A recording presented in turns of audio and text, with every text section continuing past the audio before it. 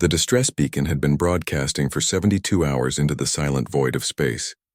Giselle pressed her trembling hands against the cracked viewport of the dying station, watching debris from the Krillian assault drift past like frozen tears. Behind her, the last 43 survivors of Outpost Meridian huddled in the emergency shelter, their hope bleeding away with each passing moment. "Any response?" Flynn asked, his voice hoarse from smoke inhalation. The young engineer had barely slept since the attack began, keeping life support functional through sheer determination and improvised repairs. Giselle shook her head, her reflection ghostly in the damaged glass. "Nothing. The Council fleet is 3 days out. We have maybe 6 hours of oxygen left." She didn't mention the Krillian cruiser still orbiting the station like a predator circling wounded prey, waiting to finish what they'd started. The outpost had been a thriving research facility once, home to 200 souls from a dozen different species, all members of the Galactic Council. They'd been studying the ancient jump gate network when the Krillians came without warning, their ships tearing through the station's defenses like paper. The attackers wanted the research, wanted the gate technology, and they were willing to kill everyone to get it. Flynn moved to her side, his arm wrapped in makeshift bandages. "The old stories," he said quietly. "About the humans. Do you think they're true?" Giselle had heard the tales, of course. Everyone had. Stories of the newest council species, the ones from the tiny blue world called Earth. Humans had only joined the galactic community 15 years ago, and already legends swirled around them.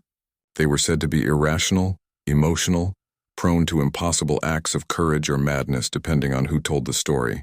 Most council species regarded them as useful but unpredictable, warriors who fought with a ferocity that bordered on suicidal. "We're 30 light-years from the nearest human colony," Giselle said. "Even if they heard our beacon, even if they cared enough to respond." She trailed off, unable to finish the thought. The lights flickered. Someone sobbed in the darkness behind them. Then, impossibly, the communications console sparked to life.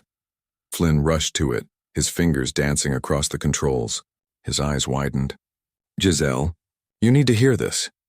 A voice crackled through the damaged speakers, rough and accented with that distinctive human pronunciation. "Outpost Meridian, this is UESC Retribution. We received your distress call. Hold tight. We're coming in hot." "That's impossible," Giselle whispered.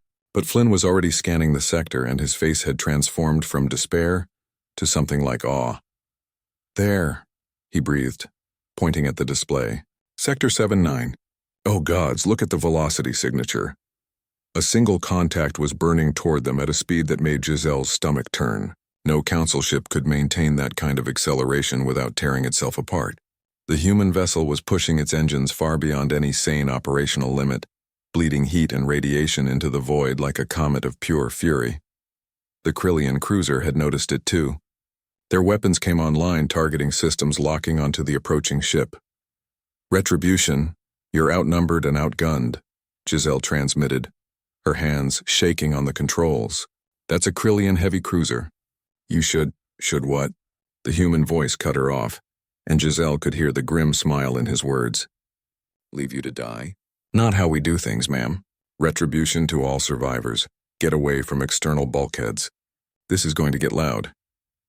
The human warship dropped out of faster-than-light travel at point-blank range, a maneuver so reckless that 3 council species had banned it in their naval doctrines. But humans, Giselle realized, didn't care much for doctrine. The Retribution was smaller than the Krillian cruiser, angular and brutal where council ships were elegant. It looked like it had been designed by someone who understood war on a visceral level, all armor plating and weapon mounts, with none of the aesthetic considerations that usually went into starship design. The Krillian captain made the fatal mistake of assuming the smaller vessel would be an easy target. The human ship opened fire. What followed wasn't a battle, it was a demonstration. The Retribution moved like nothing Giselle had ever seen, its human pilot pushing the vessel through impossible vectors, treating physics like a suggestion rather than a law. Railgun rounds tore through Krillian shields. Missile salvos found every vulnerable point in the cruiser's armor. And all the while the human ship actually howled, broadcasting a sonic signature across all frequencies like an ancient war cry. Flynn grabbed Giselle's hand as they watched, too stunned to speak. The Krillian cruiser tried to retreat, tried to bring its superior firepower to bear, but the human captain gave them no quarter. In 7 minutes it was over. The enemy vessel broke apart in a silent bloom of flame and debris. The communications channel opened again. Outpost Meridian, this is Captain Sarah Chen of the Retribution. We're dispatching repair drones and medical teams. Hang on just a little longer. Giselle found her voice. Captain Chen, you were 30 light years away. How did you get here so fast? There was a pause, then a laugh. Tired but genuine. Someone activated a distress beacon. We heard people screaming for help across the void. What did you expect us to do? Humanity doesn't leave people behind. Not now. Not ever. As the Retribution moved into dock position and emergency crews began flooding into the dying station, Giselle looked at Flynn and saw her own emotions reflected in his eyes. Relief, yes. Gratitude beyond words. But also understanding. The Council had written humans off as reckless, as dangerously emotional. What they'd failed to understand was that this emotion, this furious, stubborn refusal to abandon those in need, was precisely what made humanity so formidable. They would burn their engines to the breaking point, push their ships beyond all reasonable limits, and throw themselves into impossible fights not because they were suicidal, but because they decided some things were worth any risk. Around the galaxy, other species calculated odds and made rational decisions about acceptable losses. Humans heard someone calling for help in the darkness and came howling from the void. Reason and caution be damned. The survivors of Outpost Meridian would carry that knowledge with them for the rest of their lives. And they would tell others. The legend of humanity would grow, not because humans were stronger or more advanced, but because when the universe expected them to abandon the hopeless, they charged in instead.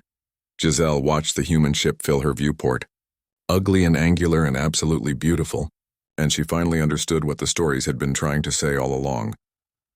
Humanity. Fuck yeah. The end.